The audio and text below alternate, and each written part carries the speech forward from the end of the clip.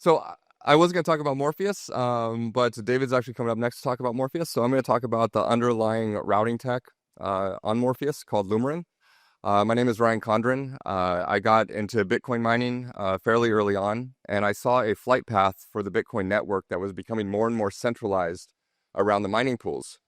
In order to solve this, I came up with a pattern in 2018 in a paper called the Decentralization of Control. This idea that if we could control the the miners themselves in a decentralized way, basically provide decentralized access to the miners, then we can essentially keep the Bitcoin network decentralized on the hash power level. This led to the white paper for Lumerin. This led to a hash power marketplace where you can buy and sell hash power in real time through a Web3 network. And it's not just a hash power token or a representation of hash power. You're actually receiving an incoming socket with hash power streaming through your device. So you have to have a lot of uptime, and there's a lot of firewall rules to work around. So it ended up being a fairly simple model where you have a destination and you have a source, and it's through a smart contract engagement.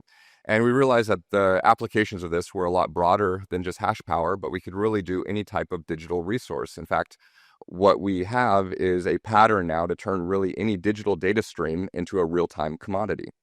This is great for hash power because that's a very low-hanging fruit for a real-time commodity. But AI compute was a natural next step. And I think I already blew past my slides. So we were buying and selling hash power through the hash power marketplace. But this is Morpheus, which is the AI compute network, which is essentially buying AI compute, selling AI compute, and building a infrastructure for agentic behavior to be able to access the resources it needs when it needs it. Now, I typically like to use a lot of stories because if I get low-level tech, then I get lost, you guys get lost, and no one listens to me after lunch anyways. So I heard a story about explorers when England was sending out explorers around the world. It was actually very common knowledge in the logs of the captains that they would always stop off in India at the Ganges River to refill all their water resources. And it was often known that the Ganges River water was the only water that would actually last the trip all the way back from India back to England.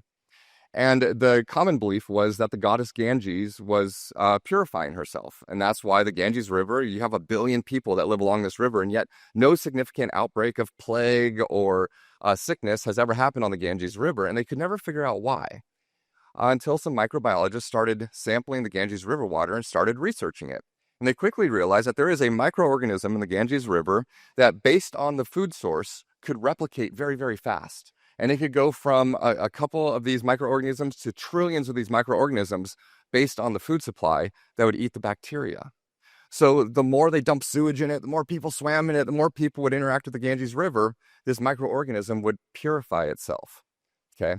Now, I liken this to what we're building for Morpheus through our decentralized compute network is when agents, and we have this rise of the agents where everyone's talking about agents, and yet no one seems to really have a clear definition of what an agent is. But what I do know is that an agent is going to need resources in a lot of different capacities, and it is going to have to expand very, very quickly based on a task that it is given. And that's why we're building the Morpheus network, is because when you give an agent a task, and if it needs compute resources, if it needs, all sorts of different, whether it needs to access the Bitcoin network, or it needs to access payments, or it needs to access SMS messages or Twitter or whatever you want your agent to do, it has to be able to expand very, very rapidly and get the resources it needs. And that's really why we're using the Lumerin protocol with Morpheus. Now, the other aspects for the Lumerin pattern that we're going to be applying it to, everything from communications.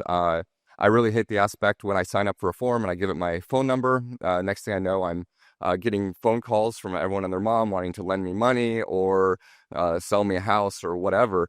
Apparently, my information is all over the place. With the Lumerin protocol, I could assign someone an NFT rather than giving them my phone number, and then I can do edge routing and permissions based on my communication. So we're talking about transactional communication using smart contracts. We can use it for media. We can stream files in real time using opening and closing sockets through the Lumerin protocol. We can use it for GPS sharing. We can literally build a decentralized Uber and share the GPS through a blockchain interaction. And now, why? Why should you care? Why are we doing any of this? Let me, one more story because I have a little bit of time. Uh, I do a lot of random reading. And don't ask me why I was reading this, but I was reading a survival guide for special forces for the Amazon area in South America. And this was a particular guide on how to survive an anaconda attack. Very random. These are my bedtime reading, I guess. But there were 5 easy steps on how to survive an anaconda attack. And you should follow them in order, apparently. So the first one is you play dead, essentially, and you let the anaconda start to swallow you. Step 2 is it will work its way up to your knees. Don't do anything. Hold your hands by your side. Stay perfectly still. Step 3, it will work its way up to your torso. Step 4, it will work its way up to your neck. Once again, do not do anything. Step 5, take your knife, plunge it up through the back of the head, rip it up to your chest, and free yourself from the anaconda. Subnote, make sure you have a knife and make sure it's very sharp.